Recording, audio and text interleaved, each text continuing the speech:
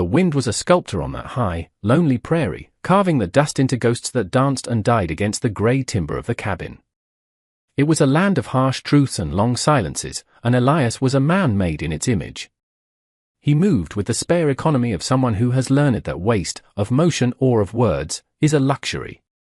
The rhythmic tap of his hammer against a fence post was the only sound to challenge the wind's mournful song. He was mending what was broken, a task that was never finished, not on the fence line, not within himself. He felt them before he saw them, a subtle shift in the vast emptiness, a disruption in the day's bleak rhythm. A woman and a small child, trudging up the long, rutted track to his door. The county wagon that must have brought them was already a dark speck shrinking against the horizon, a final, definitive retreat. She was not a prairie woman, her clothes were for a town, her face pale with a weariness that went deeper than the journey. The boy, no older than 5, held fast to the fabric of her skirt, his small face a study in stoic observation. They stopped a few feet from him, the wind whipping strands of dark hair across her face, and waited. She did not speak. She simply stood there, a silent, unmovable fact that had arrived at his doorstep, her presence a question he did not want to answer. He let the hammer fall from his hand, the thud against the hard-packed earth unnaturally loud in the sudden stillness. The inside of the cabin was as Spartan as the man who lived in it. A stone hearth, a narrow bed, a table with 2 chairs, and shelves holding the barest of necessities.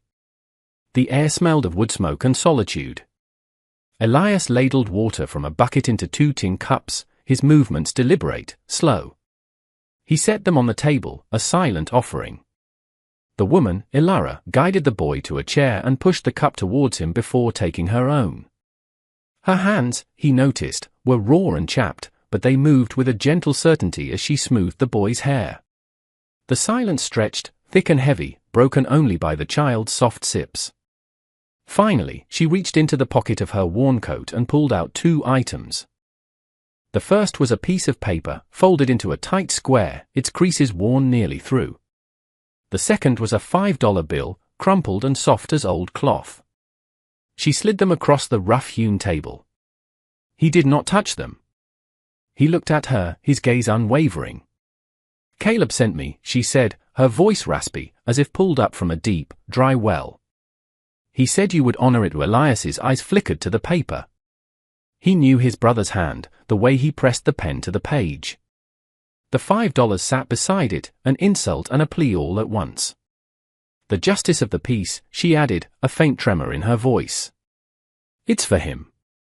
The town, they weren't kind. A shadow crossed her face, the memory of a hurt still fresh. "They said things. That I was, too much. Too big a burden for any decent man." Elias looked at her then, truly looked. He saw not the woman the town had named and dismissed, but the fierce, desperate resilience in her eyes. It was the same look he saw in the eyes of a trapped animal, a look that knew it was cornered but refused to break. The journey into town was a study in silence. The wagon wheels ground against the gravel, a relentless, grating sound that filled the space between them. Elias kept his eyes on the horses, the reins held loosely in his scarred left hand. Ilara sat straight-backed on the bench, the boy nestled between them, his small body a fragile truce. The town of Redemption was little more than a single dusty street, a collection of false-fronted buildings huddled together as if for warmth against the prairie wind. The justice of the peace was a thin, tired man with ink-stained fingers who looked at Elias with a kind of weary pity. He had signed Elias's brother's death certificate 2 years prior. He read Caleb's note, glanced at the $5 bill, and performed the brief, sterile ceremony without comment. He declared them married under the disinterested gaze of a mounted deer head. As they stepped out into the harsh sunlight, Elias saw Henderson, the general store owner, leaning in his doorway. Henderson's face, a fleshy map of smug certainty, was creased in a sneer. He spat a brown stream of tobacco juice into the dust. Collecting another stray, "Elias," he called out, his voice loud enough to carry. "Hope this one's worth the $5. Elias did not flinch, did not turn his head. He simply guided Ilara and the boy back to the wagon. It was only later, back at the cabin, as she stood uncertainly on the threshold, a bride in a borrowed life, that he spoke his first true words to her. He didn't look at her, his voice low and rough as stone. He mentioned you in his letters, Elias said, staring at the far wall. Said you were kind. Elara froze. Her hand, halfway to the doorframe, stopped in midair. It wasn't a welcome. It wasn't a command. It was a ghost, invited in. The first night established the new geography of the small cabin. Elara and the boy, Leo, took the single bed, a small island in the dim, firelit room. Elias laid a thin blanket by the hearth, his back to them, creating a shore he would not allow them to approach. The fire crackled, spitting embers onto the stone, each pop and hiss amplifying the suffocating silence. He could feel their presence, the subtle weight of their breathing, a foreign rhythm in the song of solitude he had composed for himself. For 2 years, the only life in this room had been his own. Now it was threefold, a crowd. From the bed, a small voice cut through the quiet. "Are you my father now?" Leo asked, his tone one of simple, direct inquiry. Elias did not move. He stared into the twisting flames, watching them consume the wood, turning it to ash. The scar on the back of his hand, a gnarled landscape of silvered tissue, seemed to pull tight in the heat. He offered no reply, letting the silence answer for him. It was a cruel answer, he knew, but the only one he had. He heard a soft rustle as Elara pulled the boy closer, whispering something he couldn't hear. He closed his eyes, but sleep was a distant country. A memory, sharp and unwelcome, ambushed him in the dark, the grating shriek of rock, the sudden, terrifying darkness of the collapse, and the sound of his own voice screaming his brother's name, a raw, useless sound swallowed by the tons of earth and stone. He clenched his hand into a fist, the scarred skin protesting, as if the memory lived there, in the ruined flesh. The days fell into a fragile routine, a silent dance of avoidance in a space too small for secrets. Elara moved with a quiet efficiency, claiming her own territory. She cooked meals that were simple but filling, mended the boy's worn trousers, and began clearing a small patch of stubborn earth near the cabin, her hands coaxing life from the hard-packed ground. Elias worked from sunup to sundown, his labor a form of prayer, a penance. He repaired the barn roof, tended the few animals he kept, and rode the fence line, his silence a wall he rebuilt each morning. He felt the boy's eyes on him often, curious and unafraid. One afternoon, Leo followed him to the barn. The air was thick with the sweet smell of hay and leather. Elias was calming a skittish mare, his voice a low murmur, his scarred hand moving in slow, gentle strokes along her neck. The boy stood just inside the door, a small silhouette against the bright square of daylight. "Did it hurt?" Leo asked, his eyes fixed on the scar. Elias's hand stilled on the horse. He didn't turn. He just looked down at the twisted skin. For a moment, he considered ignoring the question, letting the silence do its work. But the boy's gaze was too direct, too honest for such a defense. "Yes," Elias said, the word emerging like a stone pulled from his throat. He said nothing more. The single word hung in the dusty air between them, a shared truth. Later that evening, when Elara tucked her son into bed, she found a small, intricately carved bird, whittled from a piece of scrap pine, lying on his pillow. Her gaze lifted, seeking Elias across the dimly lit room. He was already turned towards the fire, his posture feigning sleep, but she saw the tension in his shoulders. The wall had not fallen, but a single, tiny stone had been dislodged. When the time came to go to town for flour and salt, a journey Elias always made with grim determination, Elara was waiting by the wagon. She held a small cloth bag of her own, the boy standing resolutely beside her. "We're coming," she said. It was not a question. He simply nodded and helped the boy onto the seat. The air in Henderson's general store was stale with the smell of pickles, tobacco, and judgment. Henderson himself stood behind the counter, polishing a glass jar with a dirty rag, his eyes missing nothing. He watched as Elias gathered his supplies, his movements clipped and efficient. He watched as Elara examined a bolt of calico, her touch gentle on the rough fabric. "Heard you bought yourself a wife, Elias," Henderson said, his voice slick with false bonhomie. He set the jar down with a thump. "Paid $5 for that one, I hear." At least she's built for winter. Plenty of her to go around. The other men in the store chuckled, a low, cruel sound. Elias's jaw tightened until a muscle jumped. His scarred hand curled into a fist at his side. He placed the sacks of flour on the counter and stared at a point just past Henderson's head, his silence a shield of ice. But before he could speak, or more likely, not speak, Ilara stepped forward. She placed her own small bag on the counter. He paid with his name, she said, her voice low but carrying a clarity that cut through the thick air. And in this town, that's worth more than your whole store. To a stunned silence fell. Henderson, for the first time, looked flustered, his mouth opening and closing like a fish. On the wagon ride home, the silence was different. It was no longer a void between them, but a space they shared, fortified by a battle she had chosen to fight for him. That night, a storm broke over the prairie. Wind rattled the window panes and rain lashed against the roof in a furious, relentless rhythm, as if the sky itself were trying to scour the world clean. Inside, the fire spat and hissed, casting long, dancing shadows that turned the small cabin into a cavern of fears. Leo, startled from sleep by a deafening clap of thunder, began to cry, his small body trembling under the thin blanket. Ilara gathered him into her arms, rocking him gently, her voice a low hum against the storm's roar. To soothe him, she began to tell a story. "Sure, now," she whispered. "Let me tell you about a brave man. A very brave man who went looking for treasure deep inside a mountain with his brother Elias, sitting by the fire, went still. He kept his back to them, but he was listening, every nerve ending alert. There was a terrible noise," she continued, her voice soft but clear over the wind, "and the mountain groaned and fell down.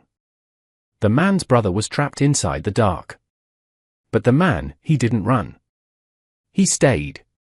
He dug with his hands, Leo dug until his fingers were bleeding and the rock had torn his skin, trying to get to his brother." She paused, and in the quiet moment between gusts of wind, she looked directly at Elias's rigid back. "He couldn't save him. But he tried. He tried until he collapsed. He wasn't a coward. He was the bravest man there ever was." Elias felt the words like a physical blow. She knew. She knew the story the town whispered was a lie. He had carried the weight of their version for so long, that he had panicked, that he had failed, he had started to believe it himself. A hot, sharp pressure built behind his eyes, and a single tear he didn't know he possessed broke free, tracing a clean path through the grime on his cheek. For a long time, he did not move, letting her words settle in the quiet spaces of his soul. The storm outside began to recede, its fury spent, leaving behind a profound and echoing quiet. Slowly, as if his limbs belonged to another man, Elias rose. He crossed the room to a small, dust-covered wooden chest that sat beneath his cot, a chest he had not opened in 2 years. The lock was stiff, but it gave way with a reluctant groan. Inside, nestled in the scent of dried cedar and regret, lay the artifacts of a buried life. There was a matching wooden bird, older than Leo's, its edges softened by time and touch. And beneath it, a stack of letters tied with a piece of twine. Caleb's letters. He fumbled with the knot, his fingers clumsy, and pulled one from the middle of the stack. It was not the note she had brought him, the one that served as her introduction and his sentence. This one was different. He walked back across the room and held it out to her. Her eyes met his in the flickering firelight, questioning. She took the letter, her fingers brushing his, and unfolded it. The handwriting was Caleb's, bold and full of life. "I met a woman, Eli," it began. "Her name is Ilara. She has a son, a good boy. She looks at the world like it hasn't beaten her yet, and it makes me think a man can have a second chance. Makes me think of starting over. If anything happens to me out here, find her. You're the only one I would trust. The only one who would understand what it is to be responsible for someone he had known." He had known about her, about Leo. The note she carried was not a stranger's plea, it was the final piece of a plan, a brother's last desperate act of faith. The $5 hadn't been a payment for her soul. It was just the fee, the cold hard coin needed to bind them in the eyes of the law, just as Caleb had intended. She looked up from the letter, her face illuminated by the soft glow of the dying fire. In that moment, watching him, she saw him fully for the first time. The man before her was not the cold, silent recluse the town saw, nor the broken failure he saw in himself. He was a man suspended in grief, a grief so profound he felt he had no right to claim it, choking on unspoken words and sorrows. She understood the crushing weight of his silence now. It wasn't a rejection of her, but a shield against a world that had already passed its judgment. Henderson's taunts, the town's whispers, they were just echoes of the verdict he had long ago delivered upon himself. Her defense of him in the store, she realized, hadn't been a calculated act of loyalty to secure her position. It had been a pure, unthinking instinct to protect someone she was beginning to recognize was just as lost, just as vulnerable as she was. Their marriage, born of desperation and a dead man's wish, was a strange and fragile vessel, but it was theirs. She rose from the bed, Leo sleeping peacefully now, and closed the small distance between them. She reached out, her movement slow, giving him time to retreat. He did not. Her fingers, surprisingly gentle, came to rest on the back of his hand, her thumb tracing the jagged, silvered lines of his scar. He flinched, a barely perceptible tremor, but he did not pull away. It was the first time they had touched not by accident or necessity, but by choice. A silent acknowledgement in the deep, quiet dark. The world was new in the morning. The storm had washed the air clean, and the rising sun cast long, golden shafts of light through the cabin's single window, illuminating the dust motes dancing in the air. A profound stillness had settled over the prairie, the kind of peace that follows a great and violent release. Outside, Leo was playing near the woodpile, chattering to the small carved bird Elias had made, his voice bright and clear in the crisp air. Elias stood in the open doorway, his customary post, but his reason for standing there had changed. He was not guarding his solitude, he was watching his life. Ilara came to stand beside him, the space between them no longer a chasm but a comfortable quiet. The unspoken things were still there, hanging in the air, but their weight had shifted.